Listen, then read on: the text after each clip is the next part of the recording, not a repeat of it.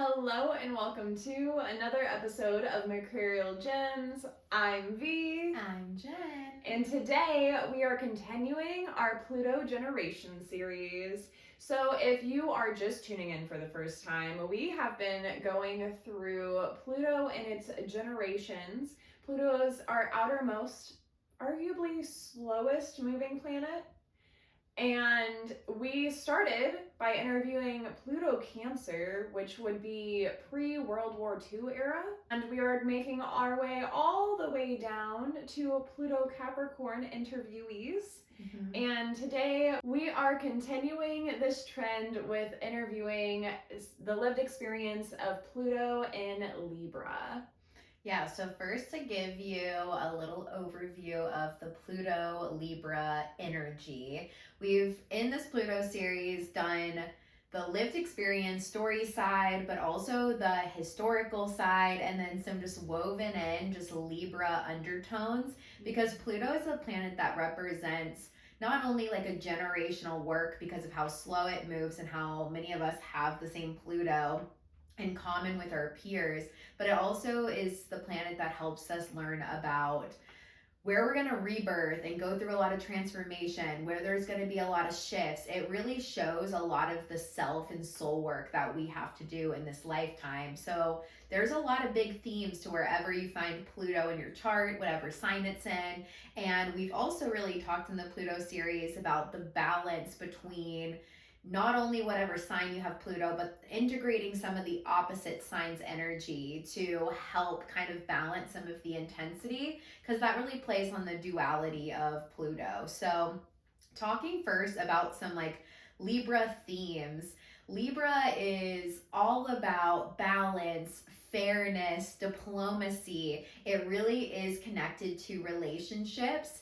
This can be business partnerships, this can be more intimate relationships, but it's even just relational and how we relate to other people.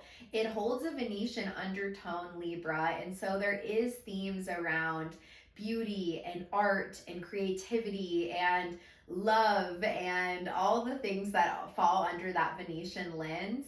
And so whenever we are dealing with Pluto's intensity, it obviously is going to distort some of the energy of the sign in its most pure form, and we have to learn how to like kind of look at finding some of the light, usually through harder shadows first before we have those realizations. Pluto was in Libra from 1971 to 1984.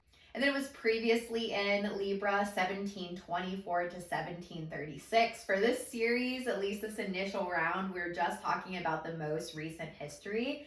But some of the themes that kind of stood out to me as I was reflecting through just some of the bigger themes, and we'll talk about the more specific history, but Pluto in Libra was really the first generation to more openly accept more diverse relationship dynamics. You started seeing divorces happen more publicly. Not that some were not happening before, but it definitely started setting a new standard of like, no, our relationship dynamics are not going to always just like be able to stay in this one box. And so there was a lot more openness to it. I also see that, we were thinking about the fact that there started being all this kind of Libra standards around decorating your home, like some interior design themes. Yeah, the like interior decoration of the 70s is so palpable if you go into a house that hasn't been renovated. Yeah, you started getting like kind of this idea of like personal aesthetic. And this came with like kind of a rise of more feminine representation, I think, in media. And even though there was still so many gender gaps and things that had to be fought for, which definitely did get some of their roots within this time frame, we also had like magazine culture pop up. You started actually seeing, ads as technology came out, and just like the ideas of like the perfect woman got idealized, which led to obviously eating disorders, all these issues with body image, realizing like, oh, my body's not being shown, like, and having to go through like this self-consciousness because of the projected image. So there was like a lot of probably body dysmorphia things that were coming down as we were first seeing this big blast on idealizing certain types. It was also the first generation because of the higher divorce rate of latchkey kids. So we saw a lot of kids coming home after school. Lasagna was probably pre-prepped in the fridge with a note that said, you know, pop it in for $3.50 for 15 minutes. Yeah, and this is because like both parents were working. So this was like a very different reality than what we had seen in previous generations. And I think just with all of this, like these new heightened kind of beauty standards and themes too, I kind of even can see the undertone of Libra's sometimes decision paralysis sort of energy, like which thing is right, like being harder to actually put things into words. There wasn't examples of it out there to know like what to say, what not to say, and like how it was impacting, which is very interesting when we talk through Jeff Green's logic of implementing some of the opposite energy archetype, because Aries is the most the quickest to like blurt something out and state their opinion and their passion. So as Pluto Libra started developing some of the Aries qualities within their evolution, they balance out some of the shadows and were able to stand in their own. So that's just some like overarching types. And then we can talk about some of the stuff we saw in history as we were looking at that time frame of 1971 to 1984. So we kicked off Pluto Libra, speaking of the arts, with Disney World opening in Florida. As Florida kids, that's kind of wild. Yeah, and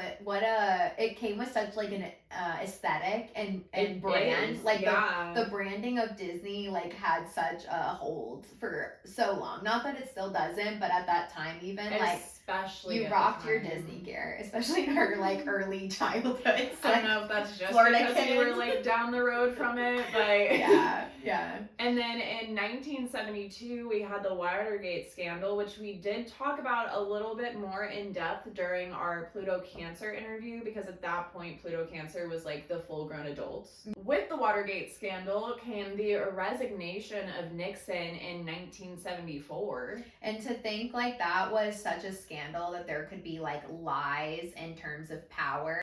Thinking of the fact that we just had Pluto Capricorn and how much political lies and power. Not just that, but like Libra is notorious for justice and balance and doing what's right. So the fact that this came to light during this time frame is just wild. Pluto like burst that wide open. And then he did what was right and resigned. Yeah. We also had Roe v. Wade in 1973, which is really crazy because, again, as Jen said, we just had Pluto Capricorn, and in the Pluto Capricorn era, we saw the overturning of Roe v. Wade, which would be Libra square. And Roe v. Wade, we definitely know that some of the framework of what Pluto Virgo did the generation before are starting to advocate, definitely started making its way into some of these actual policies being put into place in Libra, which Libra rules more of the contracts and like getting things more official. So it's beautiful that we actually saw like just bigger movements really fast once Pluto was in Libra to unlock a lot of this and to start to begin the journey of some equality in terms of healthcare, because before what was happening was so many horrific stories of things before Roe v. Wade got put into place to be able to make things more just for women. Yeah, and speaking of Pluto Virgo, we mentioned in that video that the Vietnam War started. This is where it ends in 1975. The mutability of Virgo shifted the tides, and then when that cardinal came in, we were able to close and wrap up that period of time. Also in 1975, very big, everyone should know, Microsoft was born. So this brought in... It's really crazy, actually, knowing where technology has advanced, that like in 1975, hearing the word Microsoft was probably like, oh, you know, like only like the really nerdy people with probably lots of money, because computers were not cheap back then. Like, and now we have, I'm talking to you on my little phone computer, or my pocket computer, if you will, which is just crazy. Yeah, I think of just the fact that that ended up also interconnecting relationships so strongly, because once we started having tools for connecting on the internet in deeper ways, that changed the dynamics of relationship even further. So its beginnings being here is very interesting to read. Until Pluto Capricorn came in and just shoved it full of ads. Yeah, I'll talk a little more about that after. So then you also, in 1975, had the birth of SNL, which I think just celebrated its 50th year anniversary last year, and that movie came out. SNL was like a really big moment. Truly Libra arts. Yeah, it was so Libra art. They were making everything just like on their own accord. They really were seen as something that was going to fail, and it ended up being this huge connector. Speaking of the arts and its rise, we had the Star Wars series come out in 1977. And at the time, the reason this movie holds such a staple is because of the set design and the scene work, and how we didn't have CGI like we do now. So these first Star Wars movies were just so intricately put together and so well done that it impressed the masses. We also had the Atari in 1977. Would you like to talk to that, my little Atari queen? I got so deep on playing Atari games as a kid. Yeah, I just think it's another like cool creative vision of starting. It's probably, I don't know, in accordance with other gaming systems. It was one of the bigger first ones. Yeah, I just know that, you know, it unlocked a lot of the world of what would be gaming, which is, you know, its own creative little rabbit hole and world too. And then in terms of just and fairness, and there starting to be equal representation, Harvey Milk is also connected to the year in 1978. He was the first openly gay elected official into public office. There was also a horrific tragedy of him getting assassinated, and that actually started so much beautiful work for advocacy when it came to LGBTQ rights, because that unlocked like a whole conversation, because so many people knew him in the community and he had such a incredible reputation. And it was also so horrific, the injustice that occurred because of his death.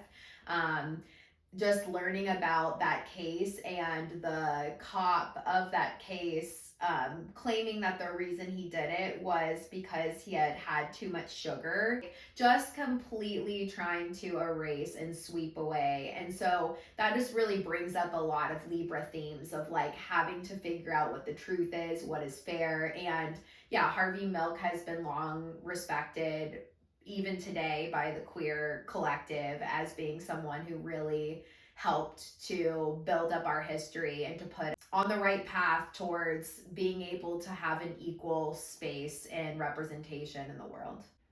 Tying back into the arts, in 1981, music videos had started to become a thing. So, of course, naturally, MTV was born, which is kind of crazy to know it was born in Libra, because it was very, very popular in Pluto Scorpio era. And music being actually on TV like really changed the whole thing, because music was first just listened to, so then putting visual arts to it unlocked, you know, the entire industry. So it was really creating a whole new, well, and it opened a whole new world of creative expression tied in with music. And then finally, one of the other points that we saw, and I believe this was the last year, so the very last year of Pluto Libra, 60 Minutes came out, which actually really branches us like right into Pluto Scorpio. And it's just making people aware of some of the actual criminal stuff occurring in the country and its interwovenness and connection and sharing stories, and it definitely holds the darkness of Pluto Scorpio. I really love that it was birthed at the last minute of Pluto Libra, because it is that like Libran justice, sharing with everyone, so the court of public opinion can like have information, but then Pluto Scorpio is just taking it. It's heavy. So much it was a whole heavier unlocking. Yeah. Probably worse than what they like. I can't imagine it at its birth. They imagined it would turn into what it did. So it's just kind of funny. And a few things that even stood out as we're just talking. So we have shared a lot that we got Pluto Libra, and then we would have Aries energy opposite to it. We have Cancer and Capricorn as the other cardinal signs. So what I kept hearing us saying, even as we're talking, is it was the birth, it was the creation, it was the newness of so much things. Cardinal energy always helps us initiate the seasons. So it was all this starting, launching energy. Not sure like where it was all going to go, but it definitely had really strong launching within its time frame. And then what is fascinating for those like listening in, if like Pluto is kind of a newer deep dive to you, we actually very recently have just lived out our Pluto Capricorn, which would be the square to Pluto Libra. We actually very recently just experienced the Pluto Capricorn time frame from 2008 to 2024 in November. So it's actually very interesting to see the initiation of all this stuff, and then how many very similar themes actually came down the line within the Pluto Capricorn. And that is just to continue on the cycle of the Pluto evolution. But I just found it very interesting. And if you want to think about some personal themes in your life, maybe even reflecting on what came up within the Pluto Capricorn time frame can help even connect some dots. And as recommended, like figuring out like what family members even fall in this category can provide a lot of insight, or even just celebrities that fall within this date range, because it's definitely something where we can actually look up a lot more information about this time frame, because it's a lot closer in time. Well, and also too, I just think it's a really good way to be able to almost like connect and empathize with the generation that is Pluto Libra, just as you can Pluto Virgo and any of these other generations. Like part of this is, you know, Pluto is a generational planet, but I think as a collective we get so individualized that we don't think about how like these generations, they think, act, speak, move throughout the world the way they do, because like this is the energy that they carry with them. And so within that is just a little tidbit of some of the dynamics that exist within Pluto Libra. But as with all of our Libra series, we are going to interview the lovely Kim, who is an astrologer, and hear some of the lived experience and stories that exist from an actual Pluto Libra.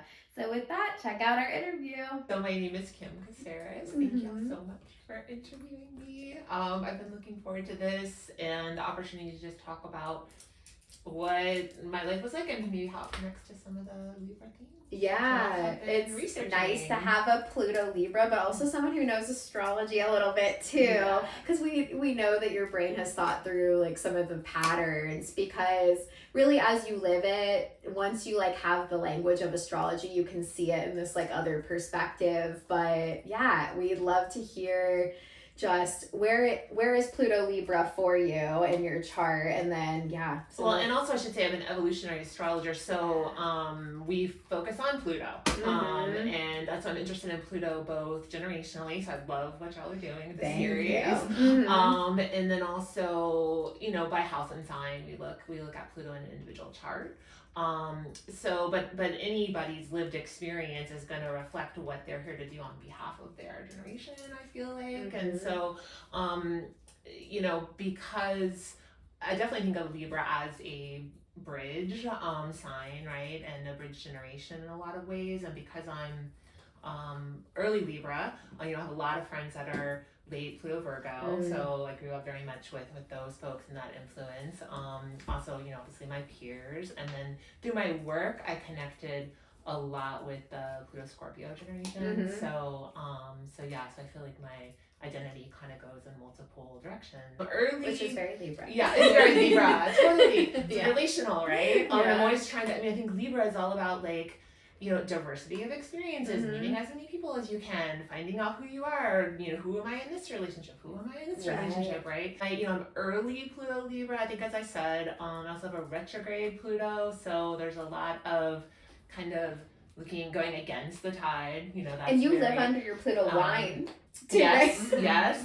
You are a great Pluto. And I have Pluto rising on the ascendant from the 12th house, so there's a lot of, hence I think the connection with Pluto Scorpio, there's just like a lot of some people see the Libra side with the Libra rising, and some people see the Scorpio side with the Pluto, so it just depends on the relationship again. Y'all have been talking about the themes, themes of the generation, and I think, the first thing that came to mind for me when I was thinking about Libra, and I also have a lot of other, cardinal emphasis in my chart is gender. So, from a very early age, I would run into situations where people would misgender me in a kind of interesting way. So I had, at the time in the South, we were still falling under the, kind of what I would now consider like toxic masculine and feminine extremes. Yeah. And I didn't fit that. And I was this athletic kid, and, I had short hair, and so people were always saying that, mistaking me for a boy, and I didn't have, I'm a little kid, so I didn't know to say to them,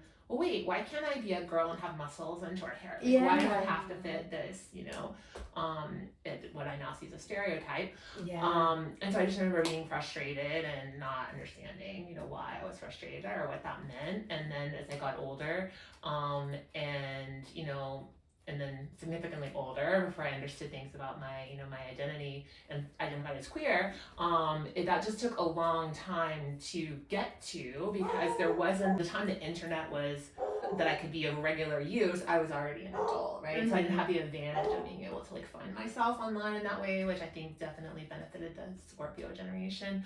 And so it just was so confusing, because I'm looking at Libra as we look to other people to understand ourselves, and I'm looking and I didn't see a lot of in the South mirroring of who I was.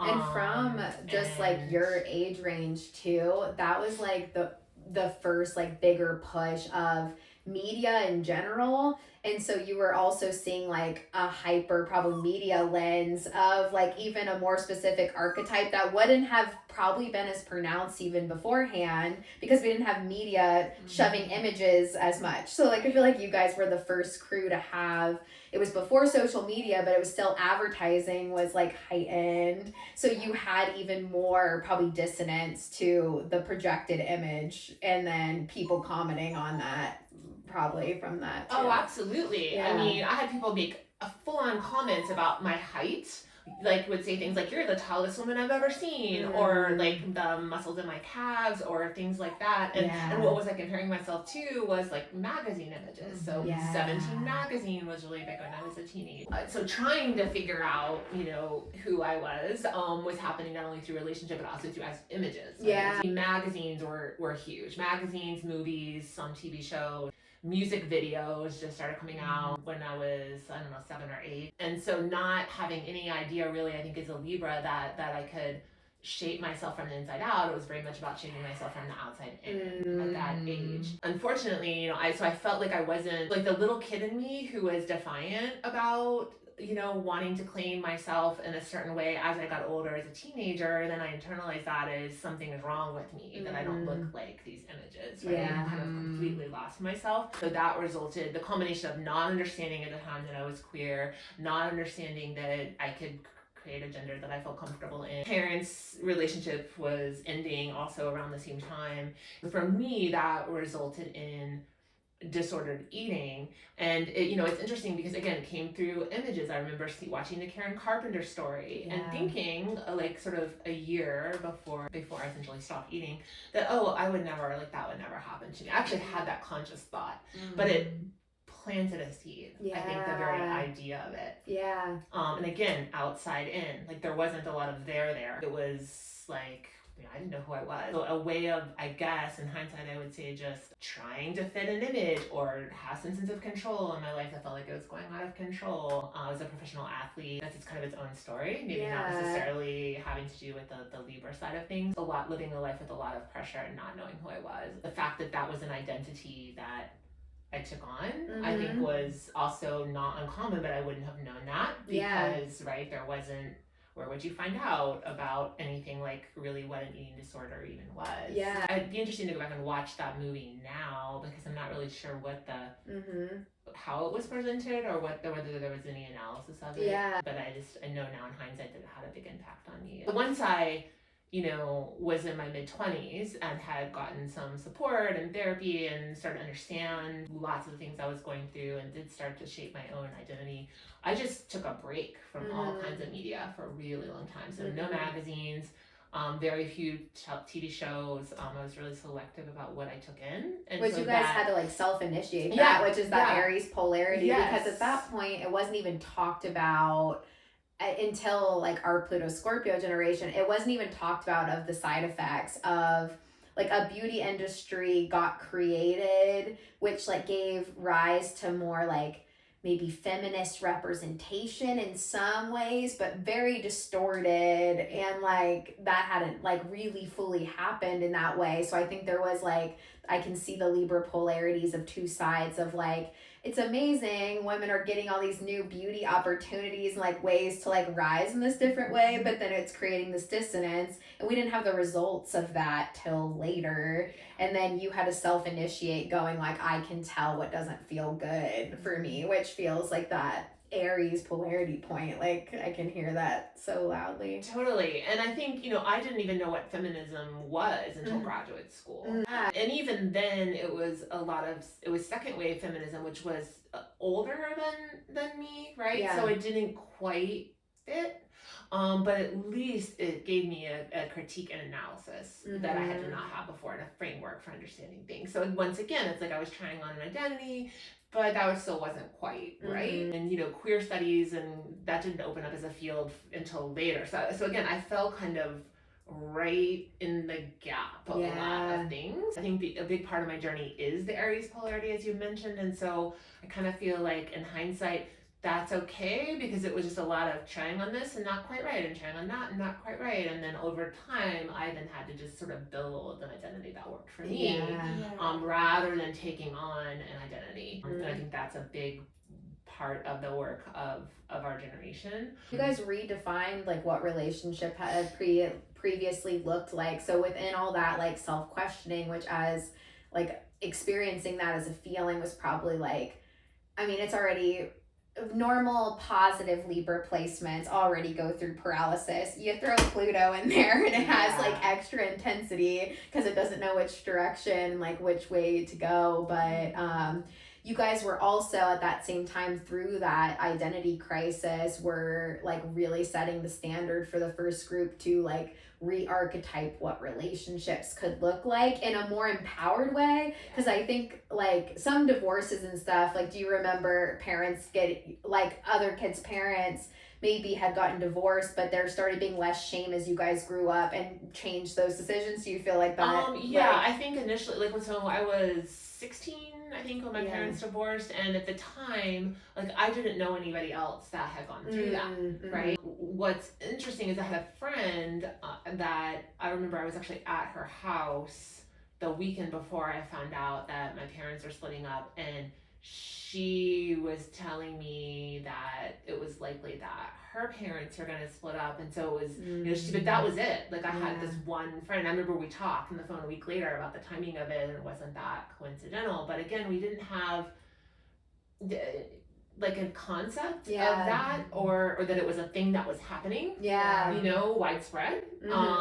And so now I look back and I see, like, again, folks a little bit younger than I was, and then it was just totally common. It's on the cusp of so many things. And so so at least like I had there was someone else that I knew that was going through that, but I don't really know that we even knew, like I don't even remember us really processing it together, talking about it. And so so yeah, my level of consciousness just like wasn't even on And board. then by the time you guys became full adults, like a lot of that shame cycle happened within your like foundational years of breaking through. Like, okay, though, like, yeah, relationships are clearly not the exact archetype we've been sold. And Yeah. like but you guys like ran so we could like go in behind you and like redefine it. Like as the Scorpio generation, I feel like we've come so far in relationship dynamics, but you guys were like definitely the forefront of dealing with that on a karmatic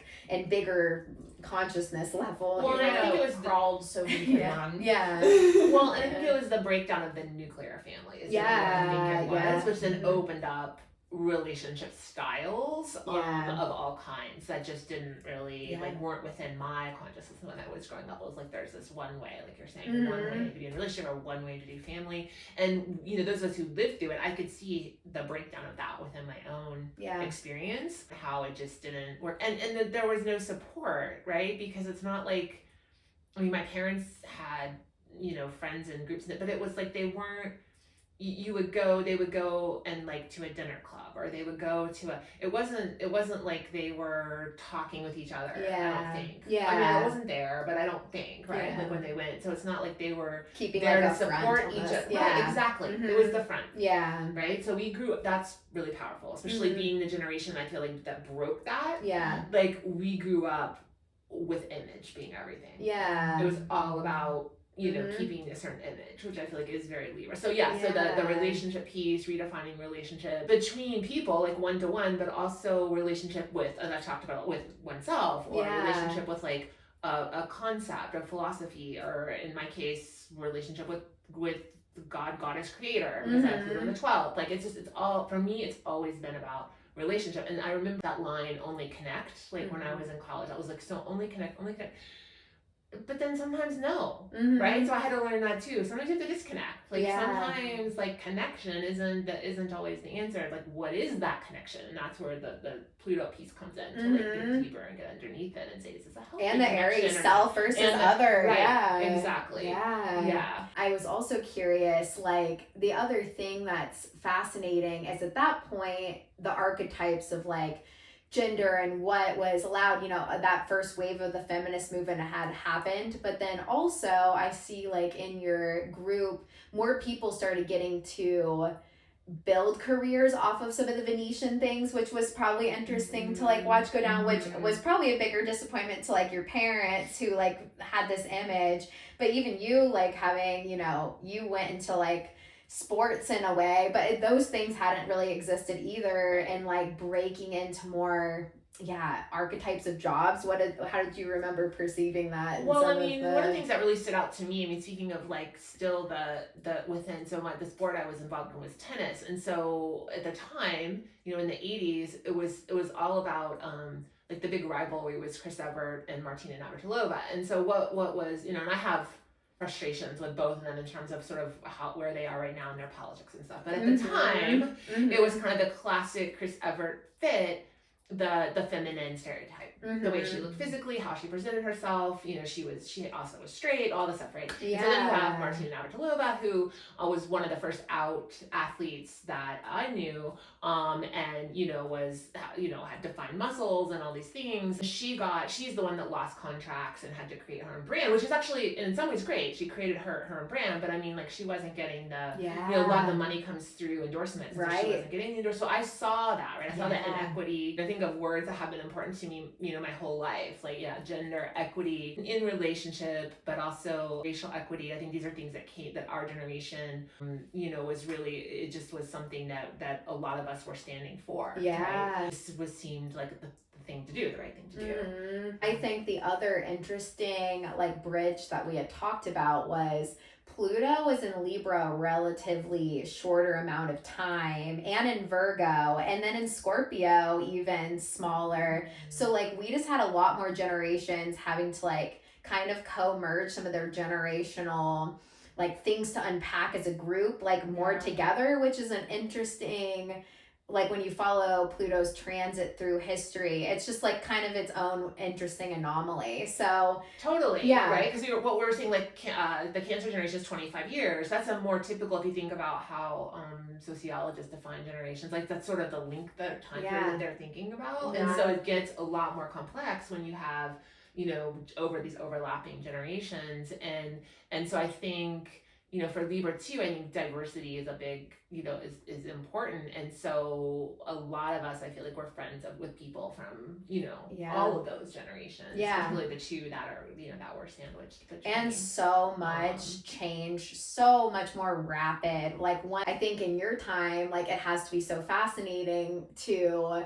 you guys went through probably the most tech, like rolling out really fast. Like just the standards of what was put out was so rapid, and obviously that fell into the Pluto Scorpio radar like a little bit more. But I just think of how wild it must have been to like some of the even Venetian of like having to go buy first like it wasn't even cassettes first, right? Like you had for me it was my very first introduction to like personal music, which was a big deal. You know, I did have a record player when I was a very small child, but my first was the Walkman. Right? That was the yellow Walkman with the cassette tapes, you know, and then it was a big deal when we went to CDs. It was a big deal MP3s. Like each of these rollouts. You guys had kind of the initiation of all of it like funneling through, which had to have probably been a little overwhelming to like see and live out. I think Scorpio had, you know, an interesting tale to that, but I just imagine how,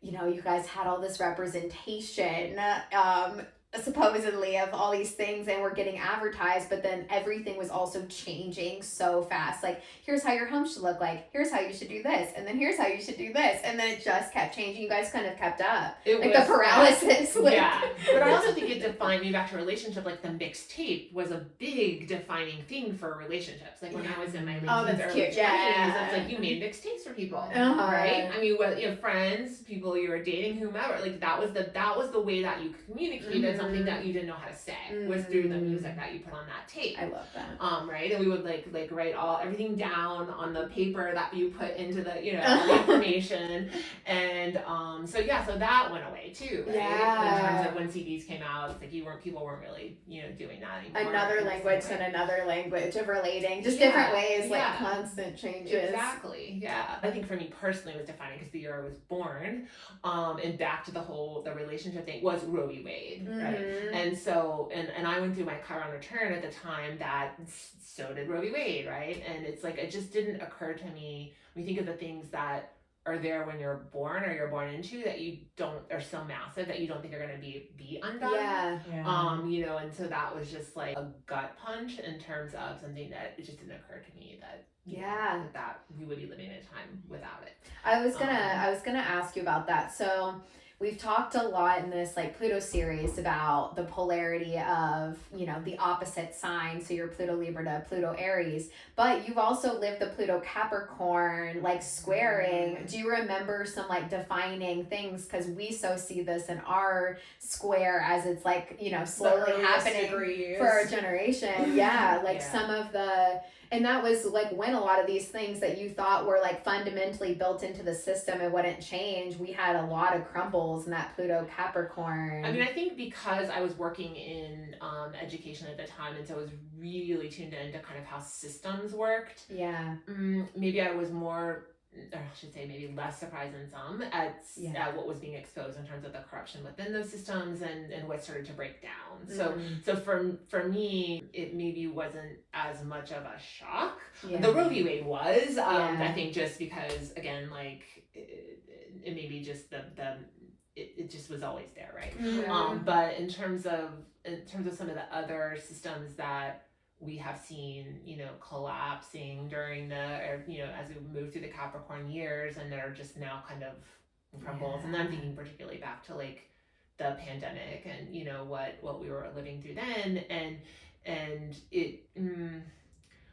so maybe I'm not saying it wasn't, some of that wasn't surprising, but it also in some ways I wasn't. Did you have any personal square epiphanies when you were in your Pluto square that like stood out? I feel like it was more personal for me. The things that Yeah. stood out were less like what was happening at the large, although the personal things were lining up. Like, so the market crashed the day my former partner and I were flying to go and see her stepmom, who had been diagnosed with ovarian cancer. We were taking care of her, and so I was kind of thrown into some very personal things during that time, but then I was very aware were happening simultaneously with like what was going on for us collectively. So it felt like kind of crashes on multiple levels, and so I have some personal planets that were being affected around the same time, so it makes sense. And that's really personal. validating to hear. It is, because like there's such a moment in time now with the Pluto Scorpios where we're like we see the collective stuff, but then there's also such a like personal thing happening to each of us individually, and it's an interesting duality. And I think that's how it plays out in some ways most powerfully. It's like when those personal things happen and we transmute, which is what Pluto is asking us to do. And for me, it was relational again, right? I had to, and my partner at the time, that changed everything in terms of our relationship, and and we ended up separating after her stepmom died, and then both of us, I think, just totally reevaluated what we wanted in a relationship, and now we're both in different relationships, and it's I think been the trajectory that we needed to go through. And I had more consciousness at that time than I did with the earlier phases I was talking about when my parents were splitting up and when I was struggling with the eating disorder. I think what I think that really did was like jettison my consciousness like to a new level. But you just have to go through it. It's just when it hits you that personally, and you're talking about somebody dying and a long-term relationship ending and stuff like that. But on the other side of it, the lessons, like what I gained from that experience, it's everything's different in my life now. Because of that. So, I'm grateful for that relationship and what we learned together, and the beautiful connection I had with her stepmom, and and she was teaching me as she was dying a lot about what it's like to be with someone else and be yourself at the same time, which is a big lesson for the Libra, the Libra Aries polarity. A big mirror, really big, beautiful way to get that through relationship, not through an image or a projection or some of the ways I was seeking that out when I was younger. It's beautiful. So there are powerful things that come out of those squares. And I think sometimes the sextiles and the trines can be they supportive, or maybe a little bit easier time, but you don't necessarily get that that beautiful and feeling the weight of like your journey, and just that like you have built the resilience through so much at that point to like know how you want to take the next portion of life and move forward. And and you guys will be, I think one of the fun things about this like Pluto series is like just being the guide for the next generations. Like I can so just see like how the Pluto Capricorn crew that was born within that, you'll have so much wisdom just from the being ahead. I just like love the interlink. They're the funniest kids to watch. They are amazing. Like all of their play is like stressing out about 27 jobs. And they love it. I'm like, are you good, buddy? And they're like, they're just my nieces are Pluto Capricorn, and just like adore. It's just so interesting to watch that. And also I feel really grateful to both like the generation right ahead and generation right behind us. The Virgo folks, like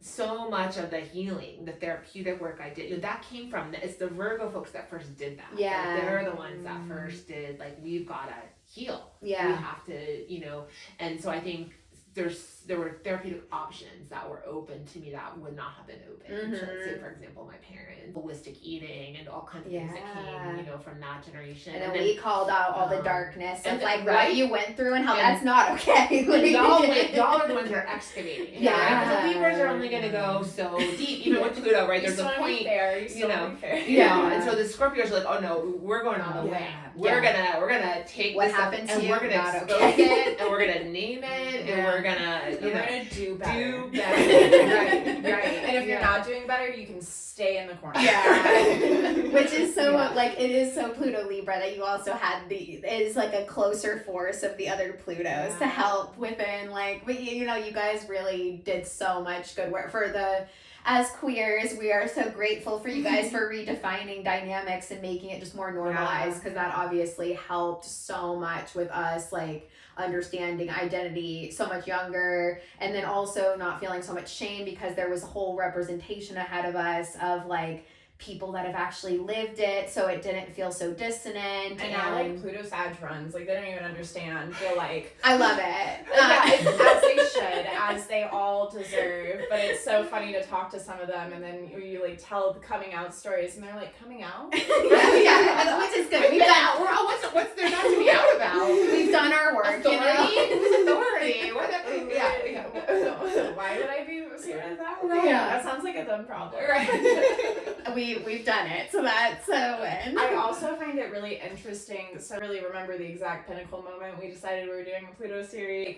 Pluto Cancer, like you mentioned, is like the last time we had like a 28-year cycle, and now being in Pluto Aquarius, which we're is going to be finally longer. getting another. Yeah. I think it's like 28, 24. Yeah. It's pretty long. It's very long in comparison, but also this means that we have the most Pluto representation on the planet, like in one chunk, you know? So that was like a interesting. Yeah, we have there's still a few Pluto Cancer floating around. Just a lot of Pluto, which just shows our planet's going through an evolution, like really loudly. Especially because you have to have that Pluto polarity, and having at least Pluto Cancer now all the way to Pluto Aquarius, there is quite a bit. Like, there's everything is needing something. You know, Pluto likes to make us feel some kind of way, but like within the death there is still rebirth. There is still life to come, and sometimes those death cycles just are a lot slower than we